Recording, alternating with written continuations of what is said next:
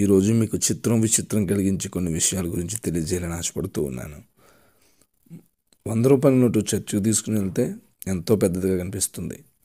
అదే 100 రూపాయల note market తీసుకెళ్తే చాలా చిన్నదిగా ఉంటుంది. చర్చిలో గంట కూర్చోవాలంటే ఎంతో కష్టంగా ఉంటుంది. కానీ టీవీ చూస్తుంటే 3 గంటలు గడిచిపోతుంది.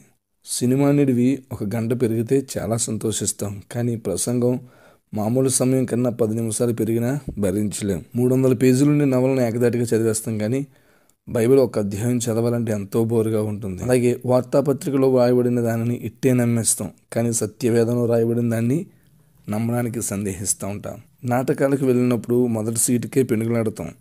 చర్చికి వస్తే వెనుక సీట్లోనే కూర్చుంటాం. సంవత్సరం ముందుగా చెప్పినా సరే సువార్త కూటములకు వెళ్ళటకు మనము సిద్ధపడలేము. మిత్రుడు వచ్చి సినిమాకి వెళ్దారా అంటే వెంటనే వెళ్ళిపోతాం. నిజమే కదా.